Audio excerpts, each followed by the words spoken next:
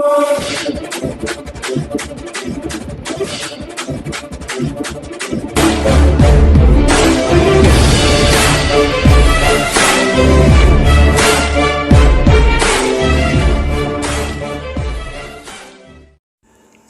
प्यारा Hindustan news channel में आपका हार्दिक स्वागत है। खबर रोहतक से। आम आदमी पार्टी के राज्यसभा सांसद सुशील गुप्ता ने राष्ट्रपति से की कृषि बिलों पर हस्ताक्षर नहीं करने की अपील। किसानों के अध्यादेश बिल के खिलाफ आम आदमी पार्टी ने काली पट्टी बांध जताया रोष। आम आदमी पार्टी के कार्यकर्ताओं ने सरकार द्वारा किसानों के लिए पारित किए अध्यादेशों की प्रतियां फाड़ जताया आक्रोश। किसानों के इंसाफ के लिए लड़ाई लड़ेगी आम आदमी पार्टी। राज्यसभा सांसद का आरोप, भाजपा सरकार ने किसान विरोधी विधेयक लाकर देश की आत्मा पर घिनौना प्रहार किया। उन्होंने सवाल उठाया, अनाज मंडी ही समाप्त हो जाएंगी तो छोटे किसानों को एमएसपी कौन देगा और कैसे देगा। राज्यसभा में सभी नियमों मर्यादाओं को तार तार करते हुए किसानों की आपत्तियों को नजरअंदाज कर वह विपक्ष की आवाज को दबा बिना वोटिंग के धक्के से पास कराए विधेयक। केंद्र सरकार द्वारा किसानों को लेकर पास कराए गए अध्यादेश का विरोध थमने का नाम नहीं ले रहा है।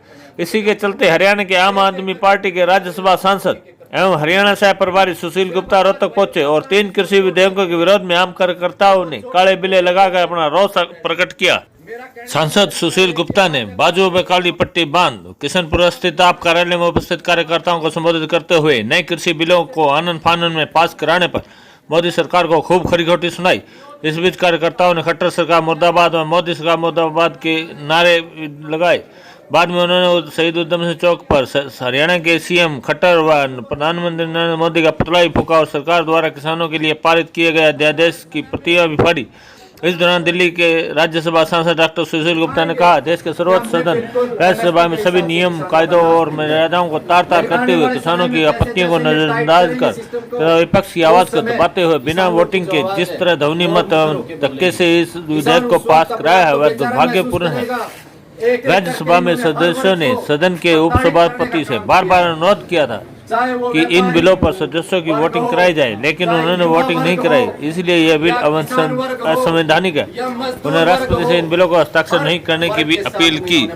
आप सांसद ने पत्रकार से बात करते हुए कहा कि अन्नदाताओं के खिलाफ षड्यंत्र रचकर भाजपा सरकार ने किसान विरोधी विधेयक लाकर देश की आत्मा पर घिनौना प्रहार किया है, जिसे देश की जनता कभी भी माफ नहीं करेगी। उनका कहना था कि भाजपा देश को निजीकरण की तरफ ले जाकर पूंजीपतियों के हाथ में देने की साजिश रच रही है। यह तीनों विधेयक भी उसी साजिश का हिस्सा है।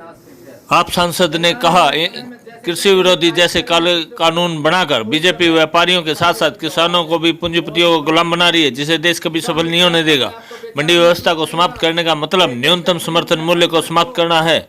उन्होंने सरकार से जवाब मांगा, अगर अनाज मंडी ही समाप्त हो जाएगी, छोटे किसानों को एमएसपी कौन देगा और कैसे देगा।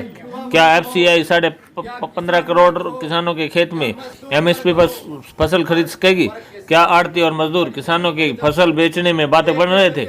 उन्होंने कहा कि अगर भाजपा की नीयत किसानों के प्रति ईमानदारी की होती तो इस विधेयकों में एमएसपी का प्रावधान होता और किसानों को पूरी कीमत देने की गारंटी होती। उन्होंने राष्ट्रपति से मांग किया कि वह इन किसान विरोधी बिलों पर हस्ताक्षर न करे। कुमार सैनी की रिपोर्ट। ज्यादा से ज्यादा दूर तक जानी चाहिए। सोशल मीडिया के साथ ही फिर से ध्यान दें कि आप लोगों का कार्य आज बहुत ही महत्वपूर्ण है। आप लोग फेसबुक लाइव, ट्विटर लाइव, जहाँ भी ज्यादा से ज्यादा फोटो खींचना है, ज्यादा से ज्यादा वीडियो बनाना है और उसको शेयर करना है।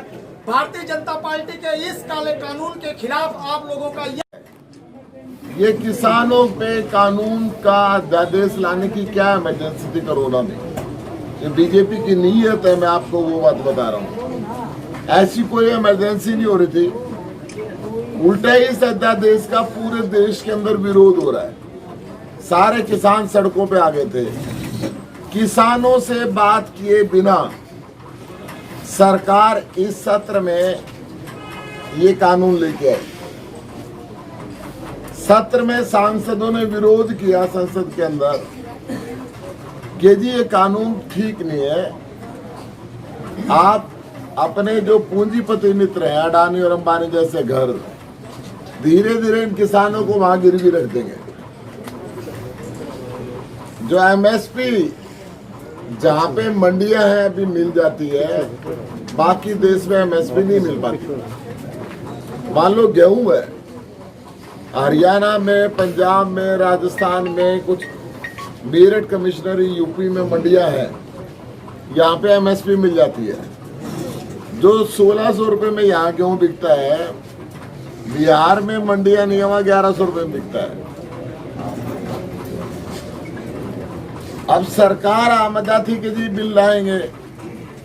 संसद में जब हमने काफी विरोध किया, हमने कहा भाई ले आओ, चलो नहीं मानते तो, मगर इसके अंदर ये लिख दो कि किसान की फसल को एमएसपी से कम पे खरीदना अपराध होगा, दंडनीय अपराध होगा, क्योंकि तुम पूंजीपति ला रहे हो। अभी बड़े बड़े ये थोड़े 1-2 साल तो खरीद लेंगे, बाद में मंडियां भाग जाएंगी, फिर अपनी मर्जी पे खरीदेंगे।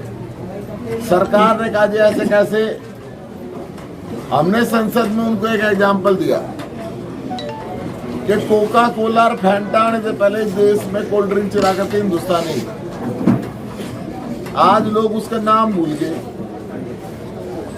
जब ये विदेशी कोका कोला आई थी तो उस समय की सरकार ने कहा था जी अपनी भी चलेंगी, ये भी चलेंगी।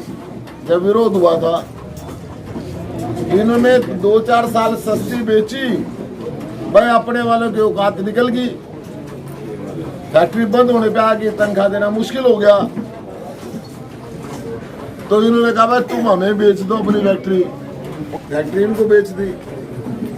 इन्होंने बोतल भी खत्म कर दी, उनकी पानी तो खत्म हो गया था, बोतल भी रोल करके अपनी कोका कोला की बना ली, और आज देश में वाइट भी कहे देसी बंद हो गई।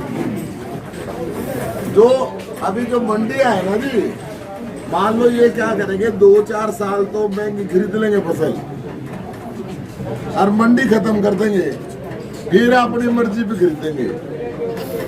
और एमएसपी सरकार का नहीं, मंडी में मिलेगी और कितने मिले नहीं। जब मंडी खत्म हो जाएगी तो एमएसपी अपने आप खत्म होगी। जहां देश में बाकी मंडियां नहीं है, वो हाल हरियाणा, पंजाब, राजस्थान और उत्तर प्रदेश का भी करना चाह रहे हैं। बार बार कहा, काफी विरोध किया हमने, तो इनको बिना वोटिंग के कानून पास कर दिया। कानून ये है देश का कि एक भी सांसद अगर ये बोलता है कि वोट करानी है इस बिल पे, कानून बिना वोट के नहीं बन सकता, तो वोट करानी पड़ती है। सैकड़ों सांसदों ने रिक्वेस्ट की उपसभापति महोदय से, वो नहीं माने तो हंगामा भी किया। संसद में लगातार गतिरोध हमारा चल रहा है। मैं 2-3 बातें बताऊंगा। एक तो अध्यादेश क्यों लाना पड़ता है? अध्यादेश लाना पड़ता है जब कोई भयंकर इमरजेंसी होती है। हिंदुस्तान के अंदर इस काले कानून का विरोध करने के लिए प्रदर्शन कर रही है। हरियाणा के अंदर खट्टर साहब के और मोदी साहब के पुतले जलाए जा रहे हैं।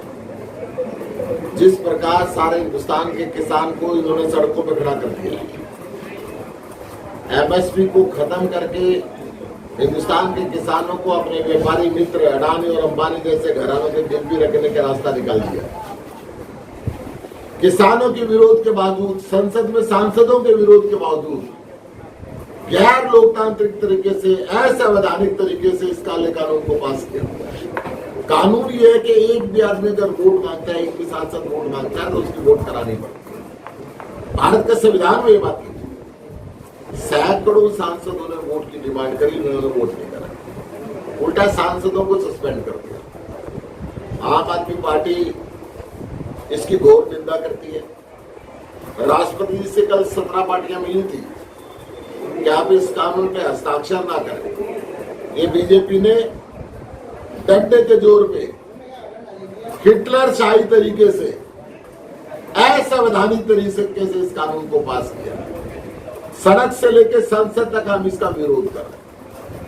हमारी डिमांड है इस काले कानून को या तो वापस लिया जाए या इसके अंदर लिखा जाए कि जो भी घराने, जो भी व्यापारी किसान की फसल को खरीदना चाहता है, वो अगर एमएसपी से कम खरीदेगा तो दंडनीय अपराध होगा। और उसकी कैद कर दी जाएगी ताकि किसान को एमएसपी की गारंटी मिल सके। देश की आजादी को 74वां साल लग गया है, आज भी किसान आत्महत्या करता है। बीजेपी सरकार ने किसान की आत्महत्या के आंकड़े दिखाने बंद कर दिए। आज भी किसान कर्ज के नीचे डूबा हुआ है। ऐसे हालात क्यों है? क्योंकि ज्यादातर राज्यों के अंदर आज भी एमएसपी देते ही है। हरियाणा, पंजाब, पश्चिमी उत्तर प्रदेश और राजस्थान के अंदर मंडियों का सिस्टम है, तो यहाँ पे गेहूं 1600 रुपये बिकता है। अगर मैं बिहार की बात करूं तो वहां पे 1100 रुपये बिकता है। मंडी सिस्टम नहीं है, इसलिए किसान परेशान है। इस मंडी सिस्टम को इन व्यापारियों के साथ मिलके ये हरियाणा में भी खत्म करना चाह रहे हैं। हरियाणा में लगभग 40,000 मंडियों की दुकानें हैं, 40,000 परिवार वो, 80,000 मुनीम, 4 लाख मजदूर, इनके परिवारों का क्या होगा इन्होंने सोचा नहीं। हरियाणा के सारे किसान का क्या होगा इन्होंने सोचा नहीं। हरियाणा के अंदर हो सकता है साल 2 साल 3 साल ये जो बड़े बड़े घराने 2 रुपए महंगी फसल खरीद ले ताकि मंडी खत्म हो जाए। जब मंडी वाले भाग लेंगे फिर ये अपनी मर्जी से खरीदेंगे। भंडारण की भी छूट कर दी कि जितना मर्जी करो। अब उसका क्या नुकसान होगा? ये दो चार घराने हैं, सारे देश की फसल को मान लो स्टोर कर लिया, फसल के टाइम पे सस्ती खरीदी स्टोर कर लिया, टाइम गया जब इनके पास फसल बच की महंगी बेचेंगे, सारा हिंदुस्तान का आम आदमी परेशान हो गया। दोनों कानून एक दूसरे के विरोधी कानून है। ऐसे कानूनों की हम भर्त्सना करते हैं। देश के राष्ट्रपति से निवेदन करते हैं कि इस पर हस्ताक्षर न करें और खट्टर साहब से निवेदन करते हैं कि हरियाणा में इस कानून को लागू न करे। केंद्र सरकार से निवेदन करते हैं अपने कानून को वापस लें।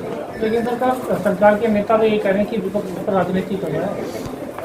देखिए, अगर किसान को लूटने से बचाने के लिए अगर हमारे काम को राजनीति कहेंगे तो हम राजनीति कर रहे हैं।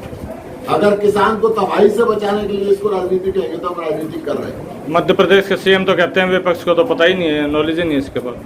तो ये विपक्ष को नहीं, सारे हिंदुस्तान के किसानों को भी पूरक समझते हैं। इनको किसान दिखाई नहीं देता। कुरुक्षेत्र पीपली में किसान को इन्होंने पीटा था, क्यों अपना मुंह छुपा रहे हैं? आज संसद में मैंने पूछा था, क्या बीजेपी को शर्म आ रही है कि अन्नदाता को पीटा इन्होंने? वो तो इनकार कर रहे हैं, हमने लाठीचार्ज करवाया ही नहीं। लोगों का खून ऐसे आ गया, लोगों के हाथ पैर ऐसे टूट गए। ये खाकी वर्दी के जोर पे प्रशासन चलाना चाहते हैं। इनको उखाड़ के फेंक देगी हरियाणा की जनता और देश की जनता। इनकी ताबूत में आखिरी कील ठुकने का काम करेगा ये बिल, ये काला बिल जो देश के विरोध में है, देश के किसान के विरोध के अंदर है। ये इनको वापस लेना पड़ेगा। लेकिन दूसरी जी ये कहा जा रहा है कि कांग्रेस के समय में ये बिल पास होना था, उस समय में अध्यादेश की बातें चल रही थी। क्या लगता है कि कांग्रेस में? देखिए, कोई कहीं ऐसा नहीं बोला कि कांग्रेस ऐसा को बिल लेके आई। ये कांग्रेस के मैनिफेस्टो की बात जरूर करते हैं, मगर उसको अधूरा पढ़ते हैं। हम ये कह रहे हैं कांग्रेस और बीजेपी की थैली के चक्कर कट्टे हैं। देश के अंदर या तो इनका राज रहा है, उनका राज रहा, या अटल बिहारी वाजपेयी बैठे, या राहुल गांधी बैठे, या राजीव गांधी बैठे, या जवाहरलाल नेहरू बैठे। हम ये बात ही नहीं कर रहे। मैं कह रहा हूं कि देश चांद पे पहुंचने की बात करते हैं। अरे किसान के पास टूटी हुई चप्पल नहीं है, वो जाड़े में सवेरे 4 बजे खेत में पानी देने के लिए जाता है गमबूट के नाम का। आज भी हरियाणा के किसान को, देश के किसान को नहीं पता कि गमबूट होता क्या क्या पूरे हाल के अंदर हमारे देश के किसान को लाके खड़ा कर दिया है। आज अमेरिका का, ऑस्ट्रेलिया का किसान हेलीकॉप्टर से अपने खेत पे छिड़काव करता है दवाइयों का। हमारे देश के किसान के पास टूटी हुई साइकिल भी नहीं है। दिल्ली में आपकी सरकार है, क्या लगता है कि लागू होगा? देखिए, दिल्ली पहली ऐसी सरकार है जिसने स्वामीनाथन रिपोर्ट लागू करने की बात करी, परंतु दिल्ली के अंदर हमारी पूरी सरकार भी है। दिल्ली यूटी है और उसमें किसी भी कानून को लिए हमें केंद्र की स्वीकृति लेनी पड़ती है। इसलिए जोर जबरदस्ती की जो चल रही है, परंतु दिल्ली में हमारे जो मुख्यमंत्री हैं अरविंद केजरीवाल जी लगातार इस बात का विरोध कर रहे हैं, लगातार किसानों के साथ है। आज पूरे देश के अंदर आम आदमी पार्टी विरोध प्रदर्शन मुद्दे की बात नहीं कर रहे। हम तो जिस दिन किसान सड़क पे आया था, जिस दिन यह अध्यादेश आया था, उसी दिन से विरोध कर रहे हैं। और उसी दिन से हरियाणा के अंदर आम आदमी पार्टी का एक एक कार्यकर्ता हर किसान आंदोलन के अंदर शामिल हुआ है, हर किसान के संपर्क में रहा है और इसका अध्यादेश का हमने विरोध किया। अब ये बिल आया, जिस दिन से बिल आया उस दिन से हम संसद में भी विरोध कर रहे हैं। हमारे सांसद को उन्होंने सस्पेंड किया, हम पूरी रात वहां पर बैठे। कल 100 सांसद थे जिन्होंने महात्मा गांधी की प्रतिमा से लेके और अम्बेडकर जी की प्रतिमा तक परिक्रमा करी कि इस देश की संसद को बचाओ, इस देश के लोकतंत्र को बचाओ। ये जो तानाशाही तरीके से बिलों को पास कर रहे हैं, अलोकतांत्रिक असंवैधानिक तरीके से बिलों को पास कर रहे हैं, इस बात के लिए राष्ट्रपति जी को चेताया गया। कल शाम को राष्ट्रपति जी से भी हम मिले, हमारी पार्टी मिली जाके, 16 पार्टियां और भी मिली और सब ने निवेदन। आज ज्ञापन क्योंकि हर जिले से हमारे पूरे हिंदुस्तान के अंदर हर जिले से डीसी के माध्यम से राष्ट्रपति जी को ज्ञापन जा रहा है कि हर जिले के अंदर इसका विरोध है, आप इस पर पुनर्विचार करें। सुशील जी, ये कहते हैं भाई किसानों ने कितने ने आत्महत्या की है या कितने प्रवासी मजदूर मरे हैं, इनका कुछ सरकार का डाटा नहीं है। देखिए, किसान प्रवासी मजदूरों का कल संसद में इन्होंने आंकड़ा दिया 700 कुछ का, और किसानों का आंकड़ा देना इन्होंने बंद कर दिया है। किसान हर साल आत्महत्या कर रहे हैं, किसान कर्ज के बोझ के नीचे दबा हुआ है, किसान की फसल बिकती नहीं। खड़े टमाटर, मुझे याद है भिवानी में ट्रैक्टर चलाया था, खड़ी गोभी में ट्रैक्टर चलाता है, बाजार में ले जाने तक का भाव नहीं मिलता। आलू को कई बार खेत के अंदर बहाना पड़ता है। गन्ना 2-2 साल तक मिल मालिक पेमेंट नहीं करते गन्ने की। तो ऐसी स्थिति के अंदर किसान को लाभ दिया इतनी दुर्दशा के अंदर, और आज उनको डंडे के जोर पे सरकार रोकना चाहेगी, सरकार बदल जाएगी मगर इनका डंडा कामयाब नहीं होगा। अच्छा, पिछले 4 महीने से आम आदमी पार्टी का रोहतक के अंदर ऐसा कोई प्रदर्शन, बिल्कुल कोई मतलब जीरो गतिविधियां थी। देखिए, मैं आपको याद करा दूं, 2 दिन पहले भी रोहतक के अंदर कार्यक्रम हुआ था और इससे पहले 15 दिन पहले मैं आया था रोहतक के अंदर, 3 मीटिंग में एड्रेस करके गया था। तो लगातार 4 मीटिंग उस दिन मैं रोहतक के अंदर एड्रेस करके गया था। और रोहतक के अंदर हमारे जिला अध्यक्ष बैठे, हमारे जोन के संगठन मंत्री है, जोन के वरिष्ठ उपाध्यक्ष लगातार किसानों की आवाज बन के बोल रहे हैं, लगातार हम इसको प्रदर्शन को कर रहे हैं। धन्यवाद।